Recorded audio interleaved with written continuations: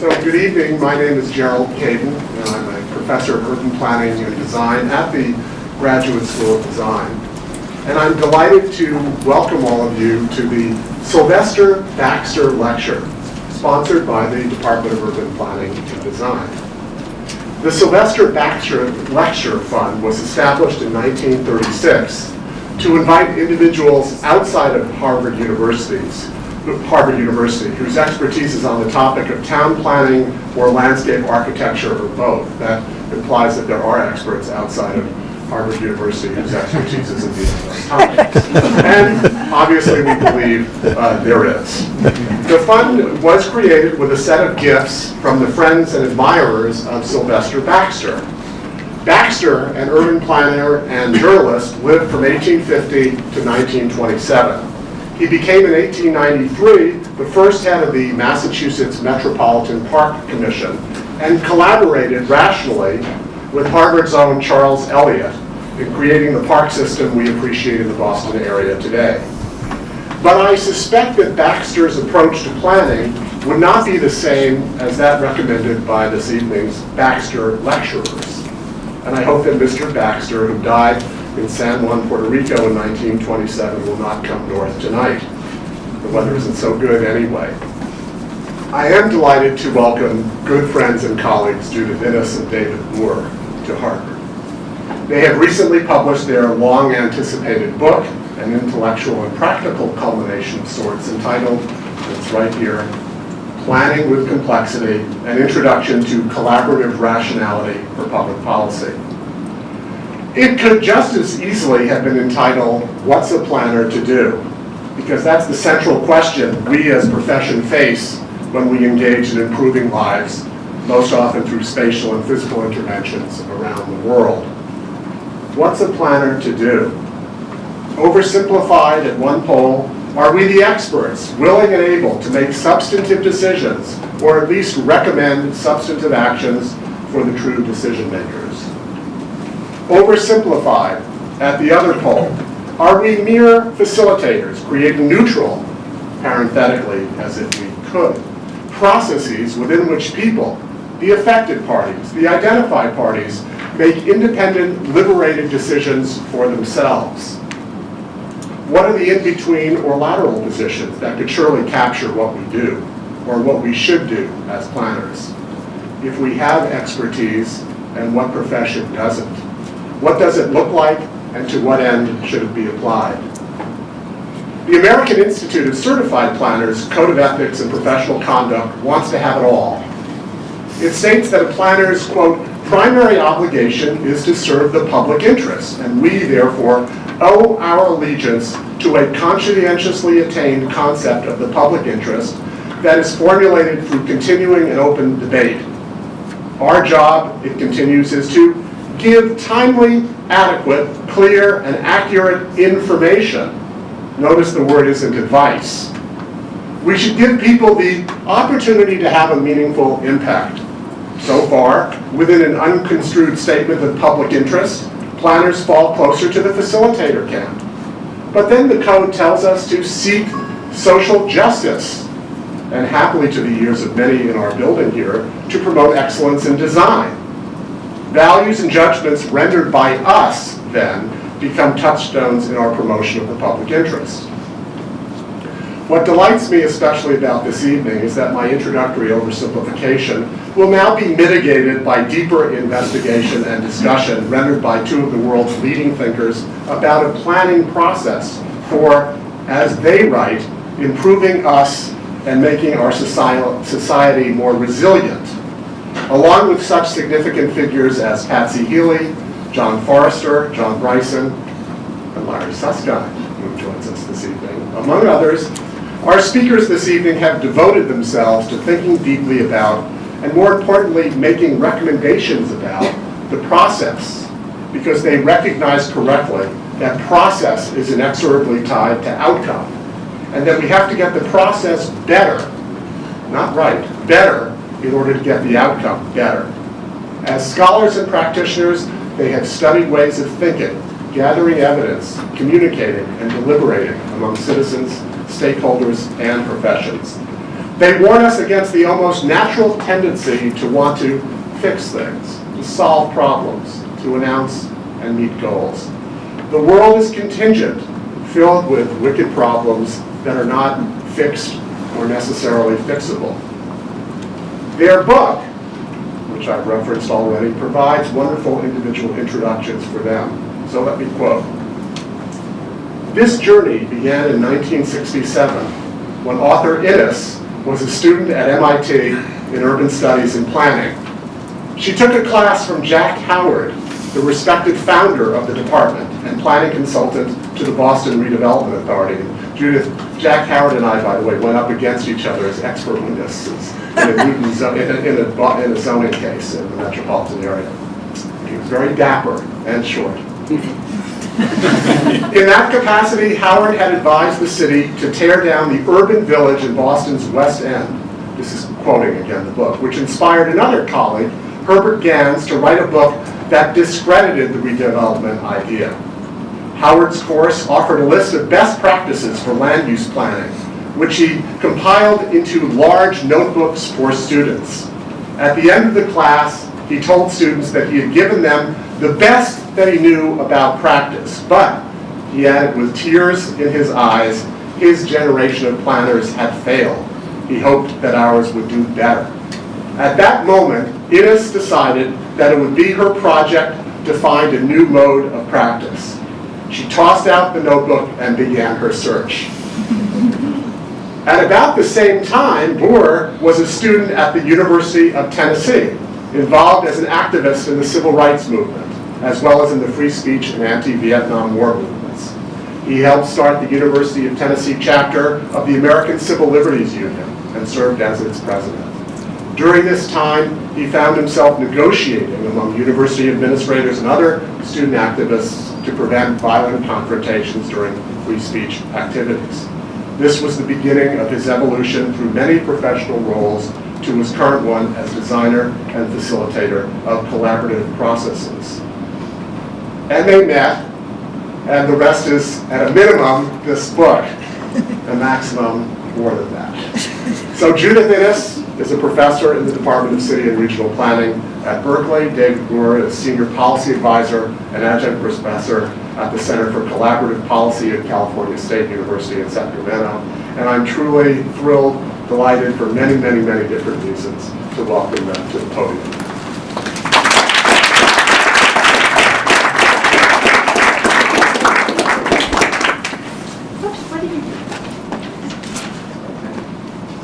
All right. I thought you were going to do this. Well, thank you, Joe. And you saved me some of the introduction I was going to do. So that's good. I just want to say we're honored. Could you pull the mic? Oh, sorry. I want to say that we're honored to be here. And I'm particularly thrilled to be back at the very first place where I had my very first academic job. And place where I did my undergraduate work. So it's kind of a change for me from Berkeley in California. It's a little warmer there. Anyway, so today what we're going to do is to talk about an alternative model for planning, which we call collaborative rationality.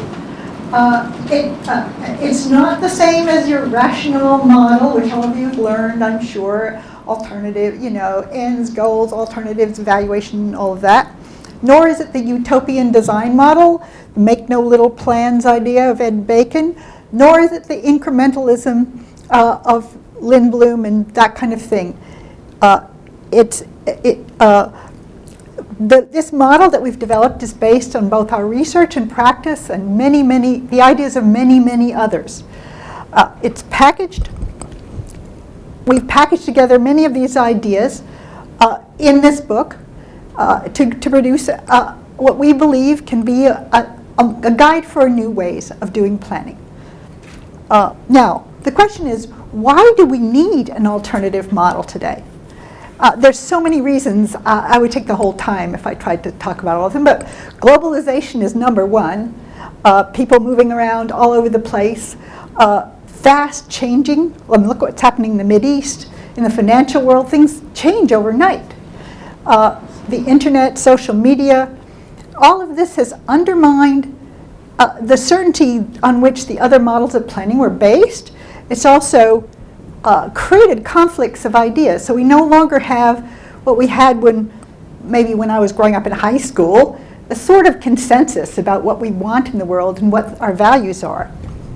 Of course, then the obvious other thing is growing pressures on natural resources, and basically I'm beginning to have a notion how everything is interconnected. So if everything is interconnected, then nothing is certain, and nothing is under control. It's not like we can do things on the assumption we can control them.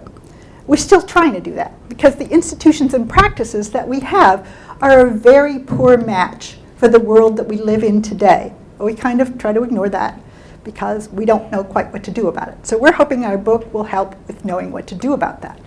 Basically, top-down bureaucracy, rigid regulations, they're too slow to change. They don't allow operating across the silos of the different regulatory agencies or the jurisdictions. They're just not equipped to deal with an interconnected world or to adapt quickly to the changes that happen out there. And also, our current representative democracy isn't working very well. I don't think I have to tell you that. You can look around and see the sort of basic paralysis we have in our legislative bodies. You may be better off here in Massachusetts than we are in California, but there's an anti-tax pledge signed by the Republicans, which basically means we will continue to go down the tubes in California, and we're probably moving out here soon. My colleagues Riddle and Weber coined the term wicked problems for this very situation a long time ago. We're talking 40 years. But they didn't know what to do about it. We learned we had wicked problems, but we just said, okay, throw up our hands.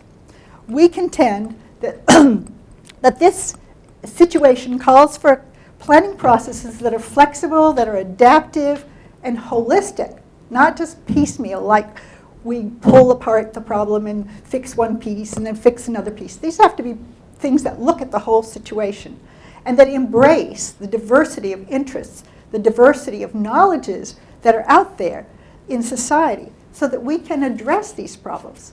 And we call this collaborative rationality.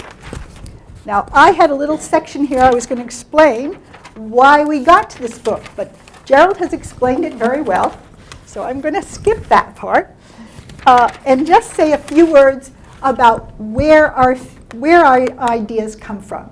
It's not just that we're sitting there looking at our navels and saying, okay, here's how you do it.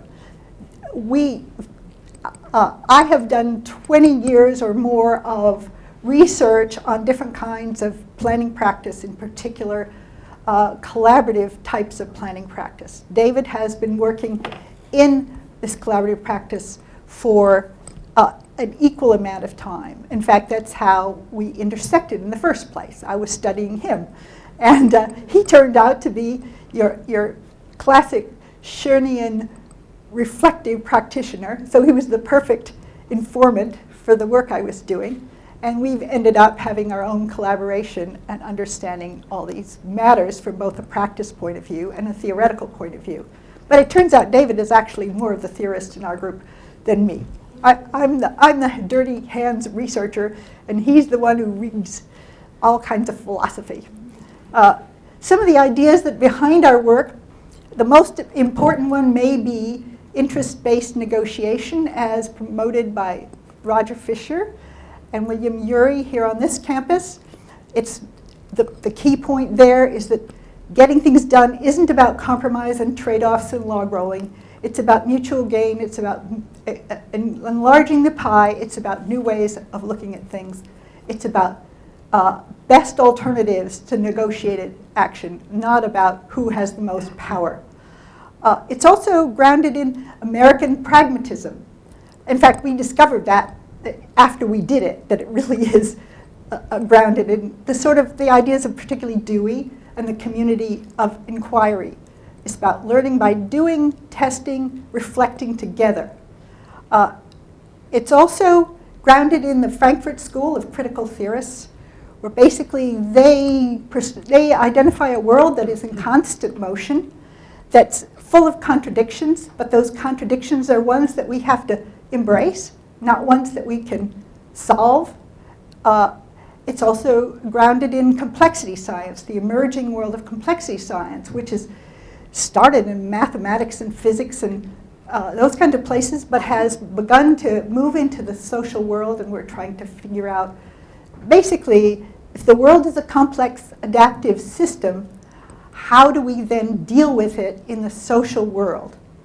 And then, finally, it's grounded in the work of communicative theorists, people that Gerald has already mentioned, and last but not least, by the work of practitioners out there on the ground, because they have invented what we have found fits the theories that we have read. It kind of comes all together.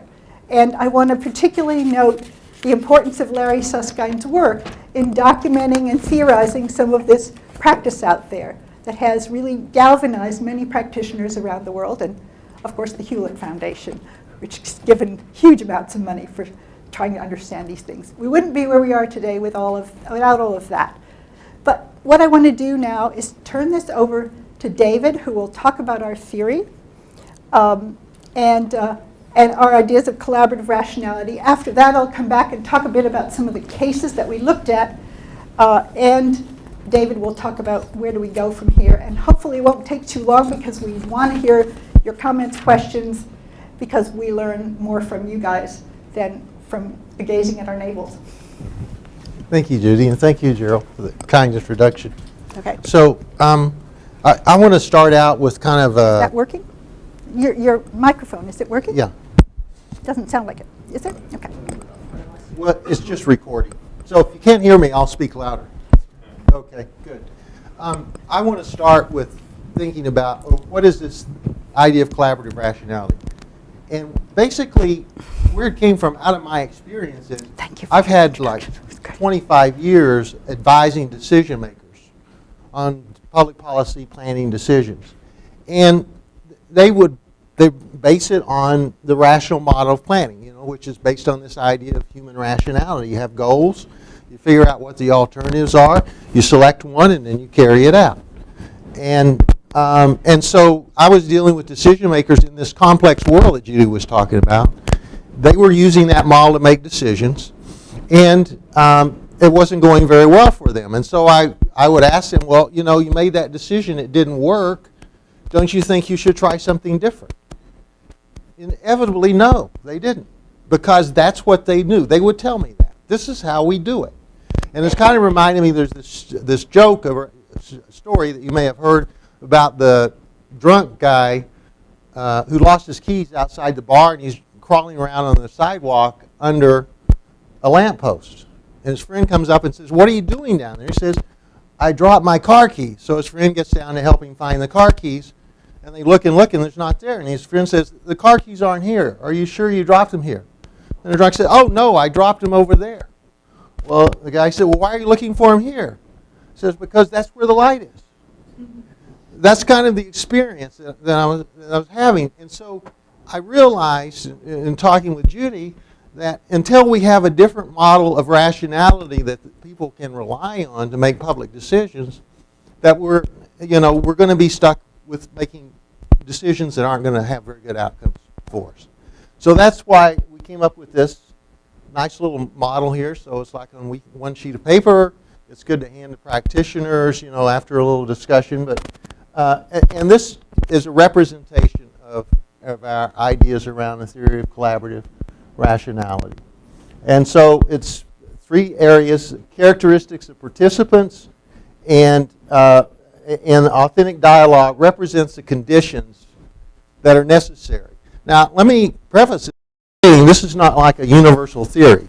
This is designed to deal with decision making on policy in situations where there's high complexity, uncertainty about causal effects, where patterns don't necessarily repeat themselves reliably, where there's not agreement on means and probably not on ends. In those kinds of situations, what we're arguing is that this kind of a model for decision making works better than the traditional rational model. So the first element, first condition is diversity of interest. The idea here is, and we build on this from not only pragmatism but also complexity theory, which posits a similar thing. You need represented in the process the full range of diversity of interests that are engaged in the world of decision making around that. Not only because the negotiation theory, you need the deal breakers and deal makers, but also because you need all that information in the room dealing with it, colliding with each other. This is not like sit around a fire singing Kumbaya. This is the real agonism, real conflict going on as these interests collide with each other. That's how you get the learning and innovation. In order to make this work, they have to be interdependent. That is, they have to see themselves as needing each other. They have to see themselves as needing each other in order to be in the process. And this comes from not only the theory, but also the practice, all the work that's been done on negotiation theory. If you can get a better deal, if you don't need this, then we're not suggesting you do it. You should go out and do what you know you need to do. The third element of these conditions is what we've come to call authentic dialogue. That's our term for it. The idea of authentic dialogue comes from several different theories. It comes out partially out of complexity theory. Heavily it comes out of Jürgen Habermas and communicative rationality. And I'm going to talk a little bit about what authentic dialogue, what we mean by that. Want to go to the next slide? So all the relevant stakeholders, shared purpose and tasks. People are there because they care about the outcomes and they want to be engaged in it. Self-organization. They're in control of it. It can go anywhere it wants to go. There's nothing off the table, including the status quo. The status quo can be challenged in these kind of processes. The interaction heuristics are legitimacy, accuracy, comprehensively, and sincerity. Now, if you've read Habermas, that sounds a lot like his ideal speech conditions, and it is. And that had a heavy influence on us in understanding this. But we depart from Habermas in some ways, and go more with Dewey. Habermas is very much of a logical argument. And these processes are not all logic and argument. Most of the time they're not. They're like role plays. They're what we call bricolage, where they're taking different pieces and putting them together. They're very emotional. There's a lot of humor, a lot of anger. All of that is going on. They're not logical arguments. And most importantly, in understanding the philosophy here, for Habermas, Habermas was all about universality, as part of its universality. His idea was you could get people together, create these ideal conditions, and they could find the right answer. Okay? Pragmatism, Dewey, William James, did not hold to that, did not agree that this was all about, that there was a universal value that you could find. They were let's do what works. Let's look at the world is contingent, do the best we can. But they did not, and Habermas, while he agreed with a lot of pragmatism, parted ways over this idea of, are we looking for the best way forward, or are we looking for some kind of universal truth out there? Then you're using high quality agreed on information that is generated by the group itself, either within the group or the group goes out and finds the information that they need. Here, it's not just expert information too. It's local knowledge that people have. And then the challenges, assumptions, and status quo. And then you seek consensus only after exploring all options. So that's very important. You can't jump into trying to reach an agreement. You have to take the time to understand each other. So what we found is when that happens, we find this in our research, and it's predicted from these theories that what happens in it, the results are reciprocity among the stakeholders in the process. Relationships get built that transcend the process. learning happens, and creativity happens. Folks actually come up with different ideas about how to handle a situation. And then most importantly, and drives the whole import for us, is that this results in adaptations to the system that go beyond the outcomes of that process. It generates shared identities. People begin to see themselves not as the same, but in certain areas they share identities. So Judy's going to talk about the water forum. One of the things that happened there was the environmentalist business people came to understand their shared identity around the importance of the American River to both of them. They developed shared meanings, and again in the water forum case that she's going to talk about, they developed shared meanings around key data factors like how much water was going down, needed to go down, and how much water was going down in a dry year versus a wet year. And they ran into trouble there because the models used by the Corps of Engineers predicted 800,000 feet more than was actually there. And so there was a lot of adaptation that went around that. But they developed shared meanings around it. New heuristics. This is the idea that we relate to each other differently. When I was a lobbyist, the heuristic was you keep all your cards close, you line up the votes, you go in and put a performance on in front of the committee, but you've already lined up the votes behind the scene. You don't let anybody know anything that's going down, and then hopefully you're successful. That's a heuristic of the political world. In this model, you go talk to the different advocates, you go talk to the different stakeholders, and you try to work with them to figure out an approach that deals with all of the issues, not just your concerns. And then finally, innovation, which may be the most important. We found in the process we studied, they generate genuine innovation that we can't prove wouldn't have occurred before, but it doesn't look like anything that was being discussed before. So that's another adaptation of the system. Okay. Well, I'll go up here because my voice isn't as loud. Hopefully you can hear me. What I'm going to do is talk first about the Sacramento Water Forum case, which is the one that comes closest to meeting these ideal conditions. In fact, this was kind of a case that we looked at to test whether communicative rationality could actually exist, because it had so many of the conditions that Habermas had set up.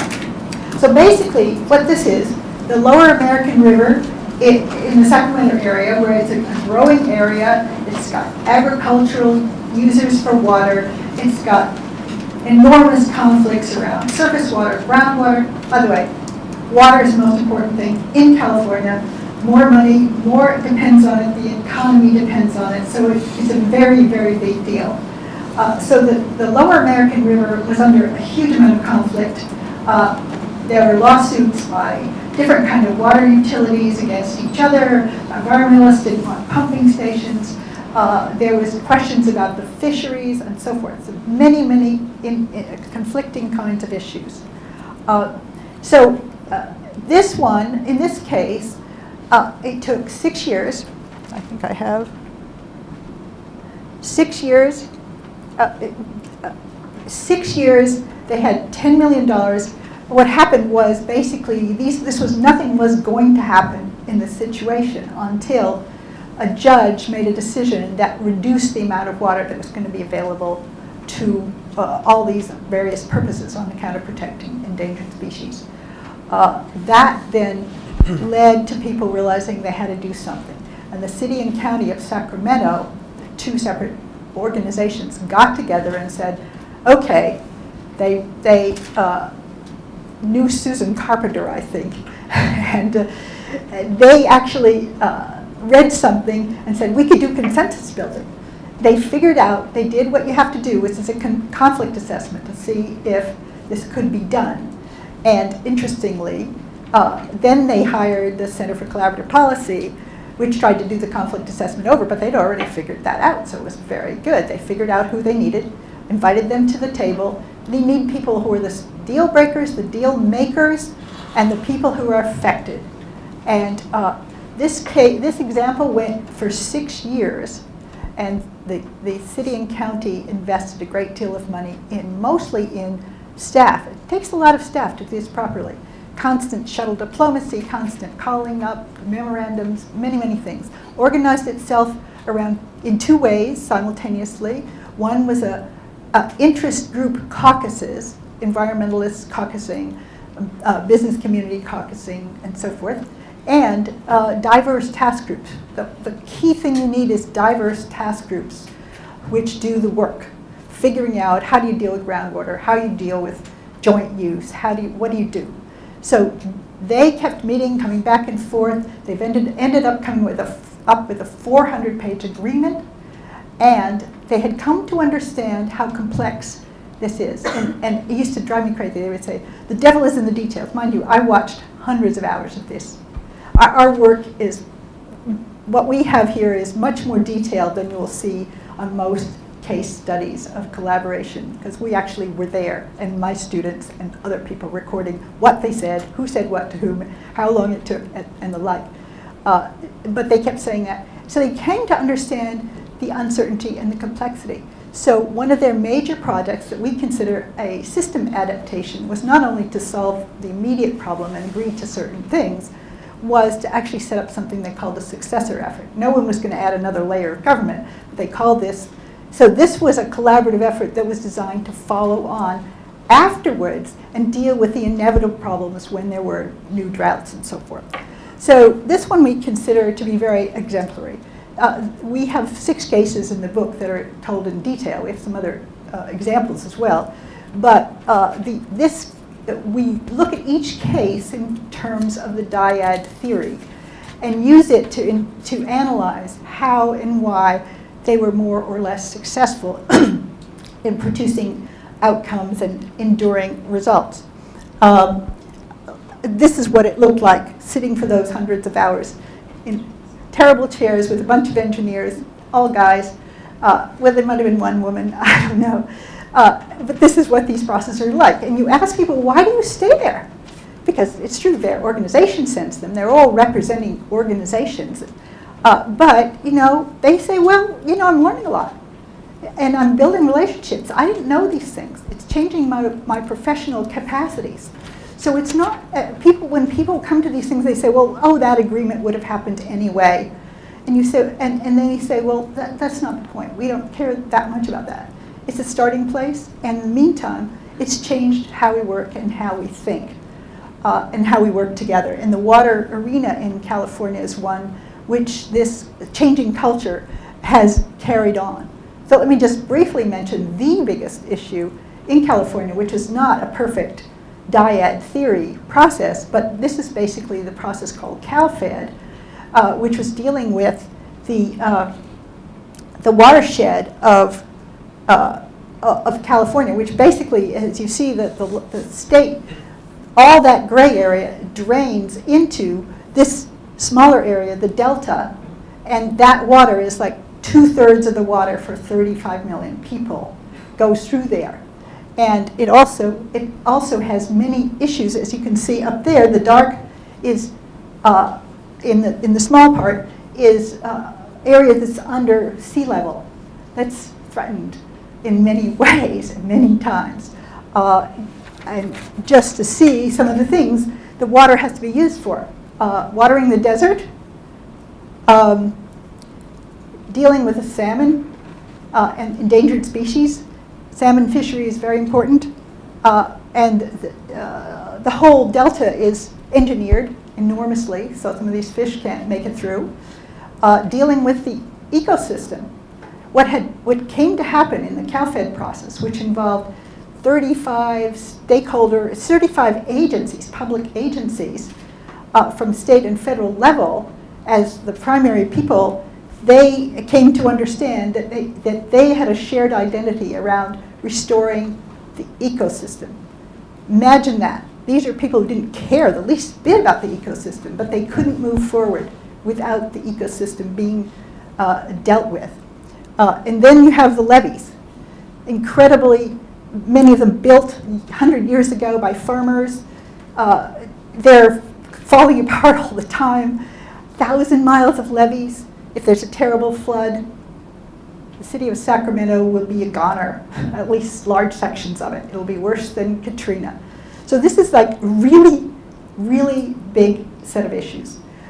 This is what they set up. It was, the key point here is to say it was set up informally. It never could have been set up by a legislature. And when the legislature got involved later on, they ruined it. That's why I say 2003, they got involved and messed it up. This is an informal situation. They set it up so basically the governor and the Secretary of the Interior both said, yeah, this is a good idea. And there was no legislation, nothing formal. There was a memorandum of agreement among 10 state and federal agencies. They set up a policy group, which was an informal group of the heads of all these agencies, which then had a management team, and they were empowered to go ahead and do stuff that they agreed on without asking anybody. The management team was the deputies. They had program staff. They also had over on the left-hand side an advisory committee which brought in the interests of the stakeholders. But the most important part was the BDAC work groups and the interagency and stakeholder teams. Same as what I said in the water forum. These small teams of 5 to 10 people, diverse interests, did the work, figured out how to deal with the ecosystem, figured out many, many of the activities that needed to be done, and they recommended them to the policy group. And basically this was what one of the participants in one of these processes drew while being in the process. Basically they said it was like flying a plane while it was being built, okay? And it wasn't laid out ahead of time. If anybody had tried to lay it out ahead of time, would never have been able to figure it out. At this point, then it kind of collapsed after the changes in the federal administration and the state administration, but it has morphed into something called the Delta Stewardship Council, which is even bigger, more complex, and is going to be, I think, producing a very different form of collaborative governance in the longer run, because they have to. The whole state of California depends on it. We looked at a couple other things I'll just mention in passing. There was after some of you might remember the riots in Cincinnati around 2001. Just before that, the Andrus Foundation, there was a lawsuit about profiling, racial profiling in Cincinnati. It went before a judge who basically said, I can't solve this. And she said, we need to get a mediator. The Andrus Foundation stepped in. They hired Jay Rothman, who is a peace negotiator around the world. And he came to Cincinnati to try to make peace.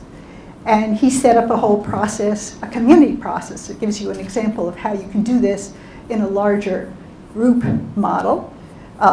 Figured out who the players were, got people to come into groups, facilitated those, found out what each type of group wanted, and then created basically a single negotiating text that they each worked on and came up with an agreement at the end of 9 months. It didn't solve everything, but it stopped the worst of the problems and began getting the police on a new track. Community policing and a whole set of other things happened after that. More to be done there, but they made quite a bit of progress. Oops. So this is people sitting around for hours and hours discussing what they wanted to see in their city. This is the cross-acceptance process in New Jersey, some of you might have heard of. It was, again, this single negotiating text. This started because of Mount Laurel and the requirement that there be a state plan to accommodate affordable housing. So there was, they set up a stakeholder-based office of state planning commission, and the staff came up with a state plan, which then was kind of shopped around, if you want, to a lot of counties and municipalities who then discussed it, compared it with their own plans, figured out what they wanted to change. And it was a whole series of negotiating processes that maybe involved 50,000 people, ultimately, down to the lowest level. And this process is still ongoing in various forms. Several Hostile governors have nearly sabotaged it, but it seems to be chugging along. Today, they're working on another plan. So we'll see where it goes. But it has clearly changed the operating behavior of the different agencies and staff and people in New Jersey, according to my informants. So with that, let me turn this over to David to talk about where do we go from here. Okay, thank you. So that's the issue for us really is what does this all mean for governance and democracy? Because that's what we care about. And we've looked at a lot of the literature that talks about what dire straits democracy is in now, and it's not just in this country, in other countries. And a lot of it's based on failure of outcomes, failure to deliver on performance. That's why people are unhappy with many of the democracies in this country and in Western Europe. And so we think about, well, how do you take this collaborative rationality idea and how does it make any difference in how governance works? Okay? Think about that. And we thought about that, and there's at least 3 areas. The first is, what is it we want governance to do? What is it we want government to do? The second one is, what are the structural institutions that we have to do this? And the third is, what are the heuristics, or what are the ways that the people within those institutions engage with each other to make decisions and deal with problems? Okay, those 3 areas. And so we looked at all of these. And I'll start with the first. What do you expect governments to do? You guys, I'm sure you didn't listen to our new governor, Jerry Brown's inaugural address. But it was very interesting because he talked about how when he came, he read all the inaugural addresses of the governors before. And they all talked about the same problems that he was talking about. Transportation, water, the economy, education. Every single governor had come in and talked about how he was going to solve these problems, and every single governor after him was still talking about this. And Governor Brown says, I've thought about this a lot. And he said, what we're dealing with are not so much problems that we can solve or that are going to go away as conditions we have to learn to live with.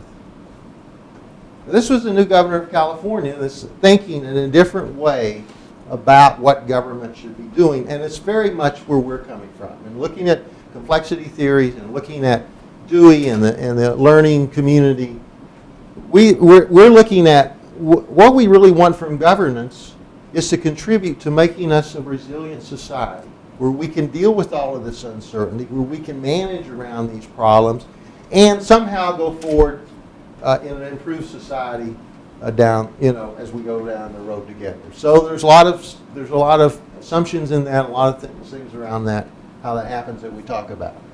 The second one is the institutions, and we put together a chart that that summarizes or juxtapose some of these. So Judy talked about the top-down. In collaborative rationality, you're dealing with distributed control and network clusters and open boundaries.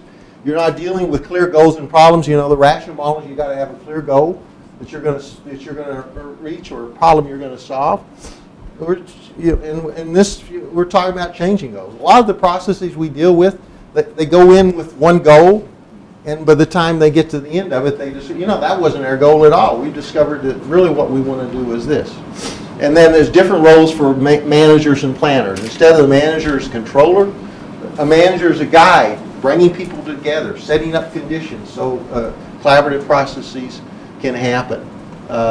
Instead of following plans, it's adaptive decision making. And this is a major, instead of linear plan making, we're talking about nonlinear. The CalFed example that Judy talked about, they used the language around planning, linear planning, but that wasn't what they were doing because they were implementing this at the same time they were trying to figure out what the plan was, and they would go back and change things. It was an iterative process. It wasn't a traditional plan. And this is a big one. Success is attainment of goals versus success is realization of collective action. Again, we're not going to argue over which is the best policy in a collaborative rational. We're going to get together and figure out how we can jointly come up with the best thing to do today, recognizing that may change tomorrow. So the third thing that's key here that I talked about is the heuristics. How do the decision makers engage with each other? And I won't go into detail on this, but we very much follow Arduous and Schoen's model for community learning, or for organizational learning.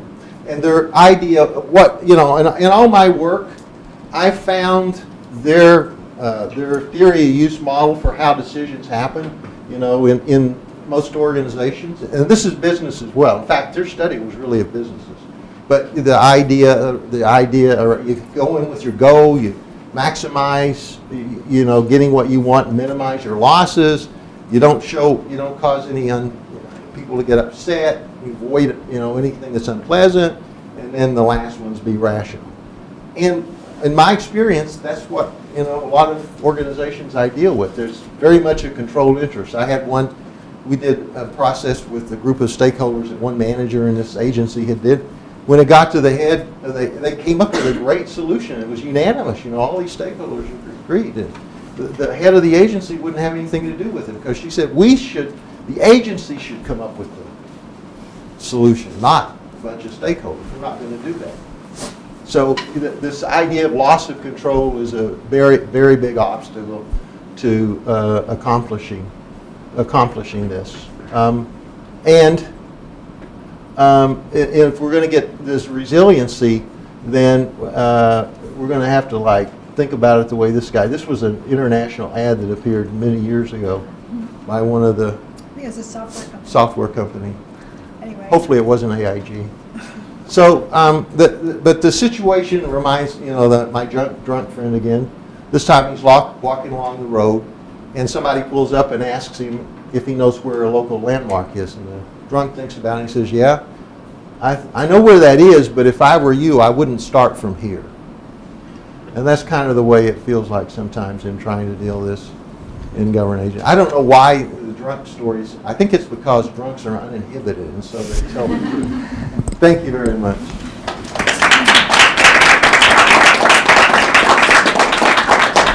So why don't we just stay up here and take questions or comments? No questions, no comments? Back there? Yes. Judith, you said in the case study of the American rivers that the stakeholders were largely engineers. I think you showed a picture of all male engineers. A lot of them were. I mean, there were a few. There was a city council member and a couple of things. But a lot of them, the water utilities, there were some environmental advocates too. But it was really dominated by engineers. But there were part of it. There were taxpayer groups and and community groups and so on. Did you find that citizens groups felt daunted by the level of technical expertise needed to participate? Well, they learned it. I mean, it was a long time, and they spent 1 year coming up with what their mission was going to be, and another year education, and they didn't get to their goals. It took 2 years for that, and they had to do a lot of work making sure that the stakeholders they represented really knew what was at stake and were able to say what their interests were. It was a big, elaborate process to get people to the point where you could actually have a reasonable stakeholder dialogue.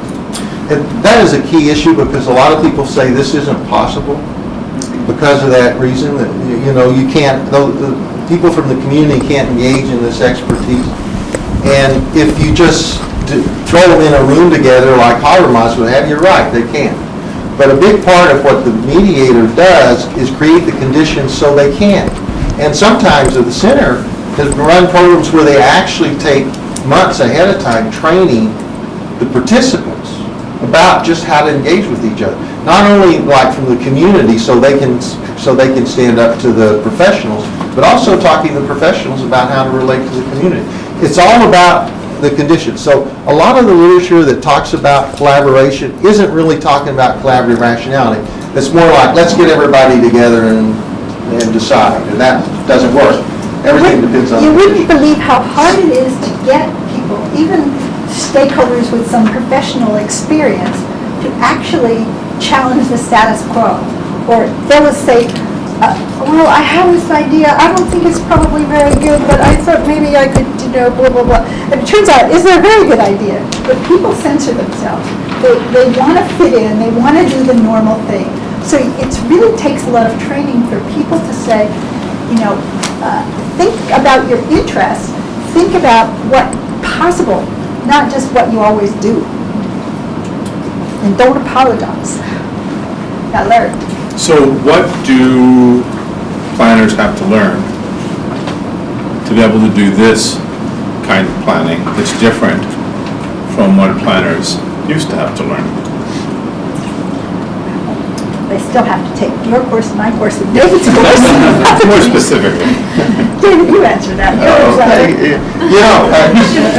I used to be an FAICP until I dropped my membership. I got so disgusted with APA and AICP that I dropped my membership because they were headed in a completely, as far as I was concerned, wrong direction. And it's partly because we can't get over this idea of being in control. And the idea that what we do is tell truth to power, right? We come in and give, you read this great out of the AICP, we come in and we give everybody the information so they can make a good decision. We can't do that anymore. I mean, we can't just... They never did pay attention. Well, but the point is, we still have to prepare, we still have to be prepared to give folks information, but we also have to be prepared to play strategic roles in convening in the community or whatever level we work in convening processes, doing the kind of work a mediator would do in terms of conflict assessment and getting processes together, working their way through the system to create these, sometimes it's informal structures, the whole CalPED was informal. The water forum was set outside of the regular bureaucracy. Sometimes that's necessary. We have to be much more entrepreneurial around how to bring the right players together, define what they're what they're going to work on, and then creating conditions where that can happen. So I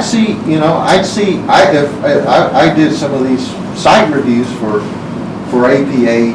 APAB. Yeah, PAB. I thought they should have all had negotiation training, but they don't. Most of them. I think what's don't. important is there are many, many roles for planners in these processes. And one of them is to be a stakeholder. Lots of the people who are at the table actually are planner or planner types, being stakeholders, and they have to learn how to do that. Some of them, very few of them are actually facilitators. It takes a lot to become a facilitator. You have to do a lot of work beyond planning. You might be able to facilitate a small group, but process designers, conveners, staff to these processes, information providers for these processes. It's a different form of them sitting in your office doing information. You have to be able to go to these meetings, talk to people, find out what they want, figure out how to do it. It's a new model of being a rational technical expert. So can we teach that? Yeah. Well, I hope so, because I've been trying. Yeah. Thanks. There's a lot that's appealing about what you're describing to me, but there's something that I'm wondering about in the two different ways of getting at it. One is discrepancies in power.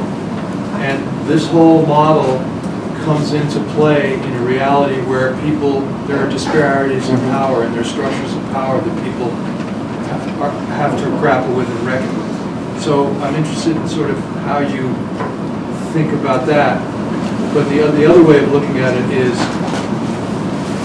I can imagine a skillful practitioner pulling in people who have less power to be part of a process, or identifying stakeholders in a particular kind of way that's more inclusive. But I can also imagine a situation where there are a lot of people who don't fit the definition that you mentioned. They're neither deal makers nor deal breakers. They're powerless people who can be ignored, because the people with power and who can make the deal and the people with the power who can break the deal are included, but a lot of other people who are affected by all of this can be ignored if it happens that that's how a process like this is put together. So Well, one thing That's- I you can get say what I'm is getting at. there is an ethics of practice for facilitators and practitioners in this kind of work. Definitely says that the people who are affected must be included. There's a big process that David's group was involved in where they discovered in the middle of this there was a homeless encampment along the lower American River and the homeless had to be represented, stalled the whole process. You don't not do that. I mean, just for practical reasons, it can blow up later. It doesn't have the legitimacy if you have run roughshod over these people. The other thing to say about the power issue, some of our critics assume that we ignore power because you say, oh, you can create some equalized power at the table. It's possible to equalize power at the table. It is not possible to equalize power outside, and you aren't trying to do that. But at the table, everybody at the table knows who's powerful. And they know, for instance, okay, we can't do this unless the California Teachers Association goes along. They're the most powerful lobbying group in California. So they know that. It's right up there on the table. The issue of can they get their way without other people, can they just do their way? If they did, they wouldn't be at the table. If they could just get what they wanted without being there. The issue is about reciprocity, not power. Does somebody else have something to offer the California Teachers Association that they want? And that could be a weaker group that's offered them either legitimacy, political support, I don't know what, various kinds of things. So you don't even put these processes together, especially the big ones that are going to be expensive, unless you've done that kind of analysis to make sure everybody has something to bring to the table, everybody has something to get. Otherwise, you may have to use completely different processes to protect some of these groups you're talking about. So just to add on to that, you said deal breakers and deal makers. And our theory, full diversity includes people that are affected and people that have information that's important to them. And in a practice, we won't even we get a lot of clients that will come in and say, we don't really want to deal with them because they're unpleasant or something. We won't do that job. We won't do that work because they're not going to have a good outcome. It's not even in their interest to go on without including that group. And we tell them that and try to explain it to them. And if they can't come to understand that, we won't even take that work. I represented powerful interests when Judy, in business, a lot of powerful business interests. We were there because it didn't matter how powerful, we weren't powerful enough. We couldn't get what we wanted on our own. If we could have, we wouldn't have been there, I guarantee you, that nobody would have wanted to pay for it. It's too expensive. Well, thank you, but you see what I'm getting at is you're not powerful enough to get what you want unilaterally, right. But if you get this particular group on board, that's right. You might be able to do it, but you're still quite... That's right, and that's not collaborative rationality. Exactly. Well, that's coalition building, and I did a lot of that in the political world, and you can get laws passed like that. Yeah. This gentleman over here had a question, and he looks like he's going. Yes, thank you. With all the different stakeholders coming from really different places and really not having the same shared language, engineers very technical, people from the public perhaps very interested in some values issues and so on. Is there any group that consistently becomes the sort of trusted translator that I imagine has to emerge in order for everybody to understand each other? Or do people really begin to understand at the Well, this level is one of the skills of a skilled facilitator. When you're trying to, the 4 ideal speech conditions is something that actually the practice allows you to come pretty close to achieving. And most people don't believe this, but it's true. So somebody gets up and blathers on in some language you don't know, some jargon, and the facilitator says, okay, so what you mean is blah, and no, not quite. Well, and they keep on working at it until everybody in the room agrees they understand what that person is saying. Comprehensibility is crucial. And again, when it comes to accuracy, you say, okay, what are the facts? Let's have some facts that, we can all trust. And when it comes to sincerity, you look people in the eye month after month, you start knowing when they're lying, and they can't get away with it really after a while. You know what they do outside. Although we had in the water forum, it's really interesting, they used to talk about leaving your guns at the door. They're living in 2 worlds. You would, at the table, you would be civil most of the time, not always, and you would try to reach agreement. outside, you might be bringing lawsuits against the other guy. You would just have to be transparent and open about it. And the whole issue would be, did you do better at the table or not? And the legitimacy, the last issue, the legitimacy, that's a question of, do you really represent a group that has an interest? And are you in touch with that group? Are you making sure that they are in on this? Thank you. Well, we need to ask one of these young folks back here. It seems like an incredibly time-consuming process, and I'm wondering what you recommend as a strategy for making sure that all the stakeholders are able to maintain a level of engagement throughout the process. David, you should answer that. You've been in so many of these processes. That's a free choice. I mean, you start out, they're involved. You don't like come in and deliver a complete process. You come in and you've done an assessment. You come in, you design the process you think will work. But then you've got to engage the stakeholders that actually in looking at that process and figuring out what works for them. And you may have to pare it back. You may have to lie. I mean, the head of the... I'm sorry? You have to lie. The head of the... Well, you don't lie. You don't really know. The state planning... This is being recorded. Head of the State Planning Commission, every year he said it would take 18 months. And then he knew it was going to take 5 years. It took 5 years. He kept saying 18 months. He said, they'll never sit around if I say 5 years. On the other hand, what you do is you get the low-hanging fruit. In the case of the stakeholders, they start building relationships. It's worth it to them to stay there because they're doing that. You have to remember, they're not just there as a job. They're there because this is their life. And if you are boring them or bullying them or anything like that, they won't come back. So it's both about the quality of the discussion. And people like to learn. When I would interview people, I'd say, why would you stay there all these months? And they would say, well, I was learning a lot. I learned about the problems and so forth. And people like that. It's self-actualization or something like that. So part of this is this potential transformational process that happens when you get into some of these. But they have a choice. I mean, the water form was told, they thought it would take 2 years to do this instead of the 5 year reduction. But after it came down to 2 years, they had the choice. They could end it there and go back to the way they were doing And it. often They they made do. the choice to do this. Sometimes they may decide, we're better off going back to court or something. One more over there and then Gerald. Sure, thank you.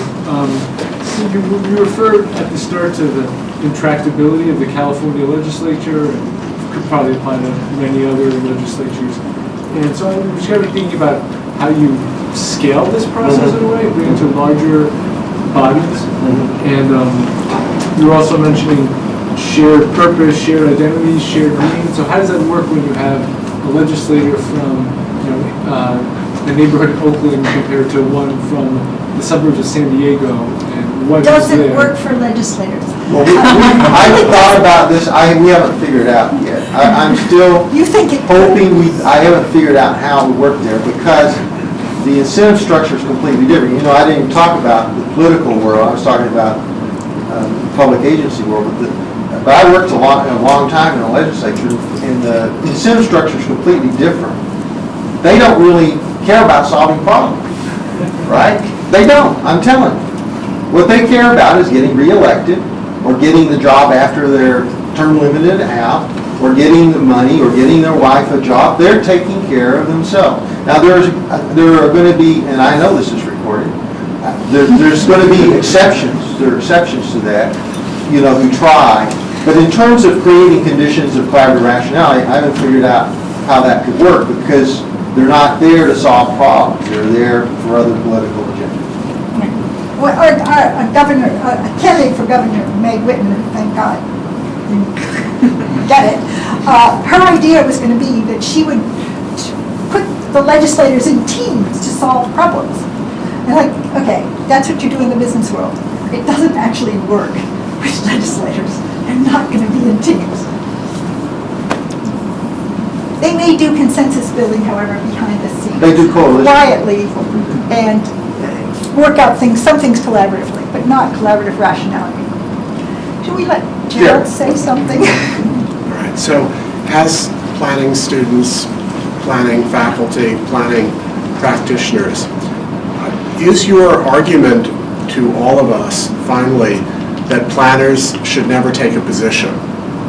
That is to say that they should be these, to the extent possible, very skilled, whatever word we want to use, facilitators, the masters of collaborative rationality, but never answering the question, what do you think substantively about this? Except to the extent, perhaps, that it tricks or advances. We have a lot of power in setting up these sort of processes. No doubt about Enormous it. amount. So are you arguing for an exclusive position that this is really what planners should do? And we're hopefully going to get there with our book and with arguments, and over time, in 20 years, planning schools will no longer teach sort of, to actually, or are you arguing exclusivity or pluralism? Live and let live, we just like to see a lot more of these types of planners. I wouldn't dichotomize it the way you have. I would say, personally, if I were a planner, I would not be out telling people what to do. I just don't believe in it. However, I do believe I have to help people figure out what they would want to do. I think you're still going to have to teach in planning schools, how to do a transportation model, how to do a land use plan. However, I'm not sure the land use plan is nearly as important as engaging people around the issues of what they want their communities to be, which might end up as a land use plan, might end up as something else. So I don't see these as so dichotomous. I don't subscribe. The thing that drives me crazy about my students, who are wonderful, brilliant students, at least as good as these here in the room, they come in with a mission. I know what the city should be like. I am here to make this better city that I know about. And I feel like, how do you know? Who are you to say that? That's me, that's my view. And when I see them doing this, I see they don't get anywhere, mostly. And they just get mad at the politicians and other people who don't have the political will to do what they want. So you mentioned that 3 of the reasons that we needed a new model for planning was globalization, internet, and fast changes. And yet this model, although the results seem really promising, requires a lot of face time. It's a very slow process. Very good question. How does that relate? Very good question. Once you get this sort of process going, the example I didn't put in, which I probably should have, from CalFed was, in CalFed there can be big changes. Suddenly the fish population is collapsing, and you might find out, or there's not enough water in some area or something like that. They developed a real-time process through collaboration of operating the system instead of having,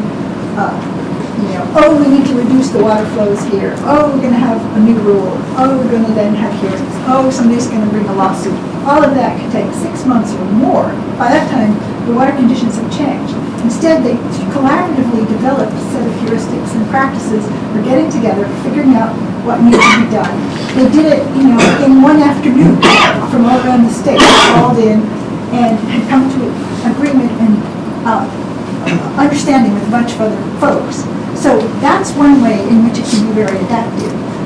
The kinds of things we're talking about that take these long times are special cases. Major cases. You would never spend this kind of money on anything less than some of these major things. But they can be adaptive because think how long it takes a bureaucracy to change a rule. This can happen much more quickly than that. We have time for one more question, so let's do it here. Yeah, thank you. So in my work, I'm interested in representation and collaborative planning processes. And it seems that in a conventional, less transformative collaborative planning environment, you already have enough difficulty, whether it be managing caucusing or truly reflecting the interests of your constituents.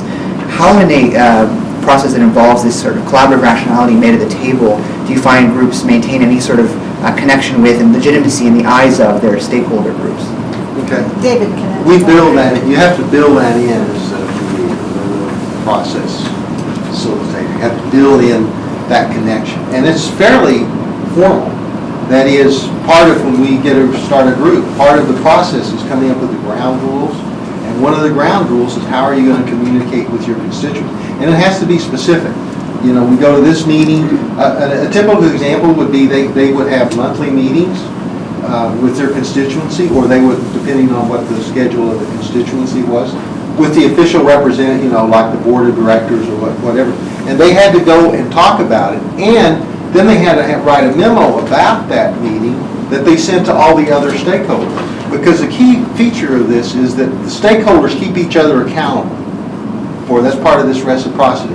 So you have to go do that. And sometimes what actually happens is then later in the process, you'll get a group of all the stakeholders, or a representative sample of the stakeholders will go meet with the individual constituency. So there's the legitimacy element of this in terms of the value, in terms of the ethics, but there's also pragmatic, because what we found happened when you didn't do that is there was a lot of shooting of the messenger going on. So the guy would go, and I see this happen, you'd go back to say, look at this great deal I got, and they would say, what have you been smoking when you've been doing these, going to these meetings? There's no way we're going to win with that. So there has to be, this is a complexity theory, it's pragmatism, there has to be this community learning, you know, for it to make any difference. So it has to disseminate outside the walls of the group.